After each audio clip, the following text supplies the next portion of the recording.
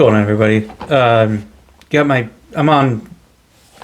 I've got my face on the camera today because I don't have anything to build. I don't have anything to restore. I'm not really doing anything else right now. But I want to get back on here. And yesterday I made a video about the whole Jason Paige situation, and I kind of want to follow up on that a little bit because it's just getting even more out of hand. A lot of these guys on here saying that so his autograph isn't worth $100. Okay, and this is a guy that, like I said, he's had a pretty storied career of just songwriting. He's an artist, he's a vocalist, and if you know anything about being a front man for a band or being up on stage, it's not an easy gig. Not everybody can sing, not everybody can do it, and especially the way he sings. The dude's got some pipes on him. But let me tell you right now, all this hate just feels so manufactured. It feels so just targeted at this guy for some reason, and I don't understand why. Everybody's always a grifter, all this stuff. He's just, he's scummy, he's a scammer. Newsflash, every single voice actor, artist, all of them charge for their autograph. Okay, matter of fact, I wanted to pull it up. I've got it pulled up right here. I'll read a little bit to you here. So on average, it's between $40 and $100 per item to sign it. And that's just across the board. And that's for like no-name people. That's for people that might only have one or two credits to their name. Going down this list, we can see that for a flat item, such as a print, an 8x10 print, 11x17 print, or fan-supplied merchandise, $40 to $60.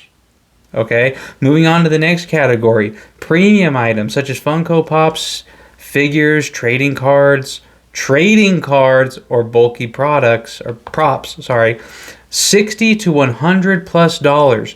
You know how much Japanese voice actors charge for their autographs, regardless of how many credits they have in the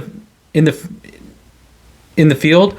$100 to $150. So you guys want to say that Jason Paige's autograph isn't worth it and that he is overinflating his prices? He's literally doing what everybody else does.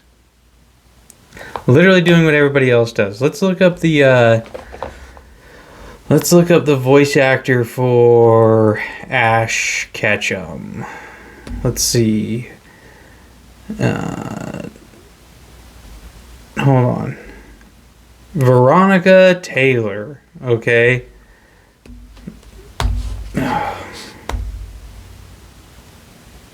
Oops. What the heck?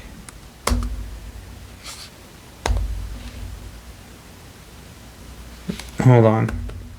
Bear with me. Veronica Taylor. Price for autograph.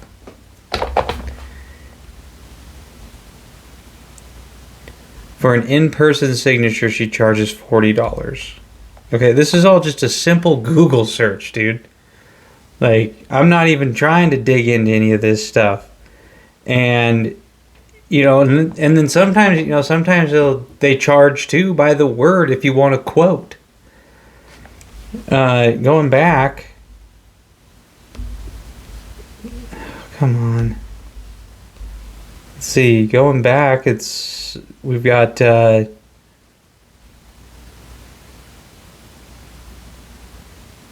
character quotes, $10 to $20, often priced per number of words. Okay, so if you want a character quote, they usually charge like $10 a word per quote. And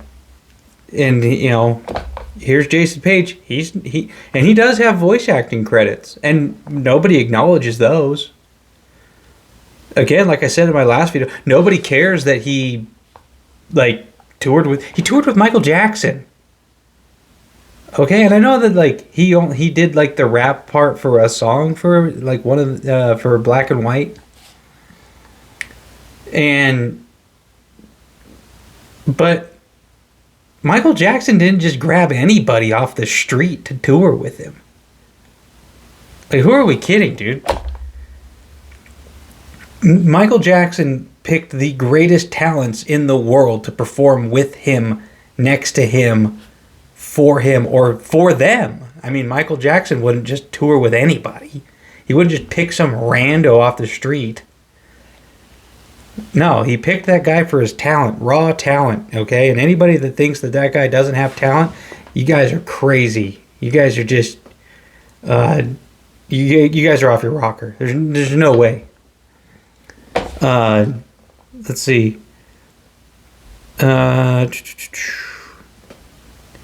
Character doodles are usually an extra $20.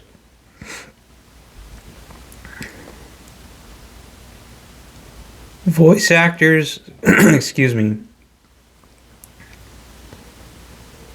Mark Hamill, Keith David. So these are AAA icons of voice actors with massive crossover appeal, such as Mark Hamill and Keith David, frequently charge $100 to $400 per signature.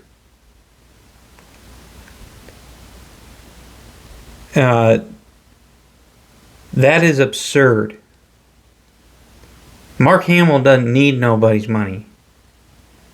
Neither does Keith David, really. Those guys are set for the rest of their life. If there's ever anybody that shouldn't be charging for autographs, it's those guys. Okay? Because those guys are only popular because of the fans. They're only household names because of the fans that created them. These guys are nobodies without the fans. But guys like Jason Paige, he still gets paid for gigs. But I by no means believe he's... Let's look him up. Let's look at his let's look up his net worth. Okay? Bear with me.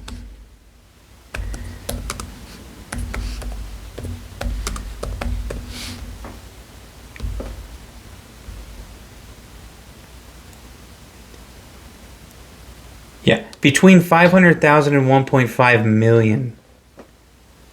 He's basically middle class. Okay, there are some guys that only sell Pokemon cards at conventions that are worth 10 times what he is. And you want to call him a grifter? You want to say that he's scamming people?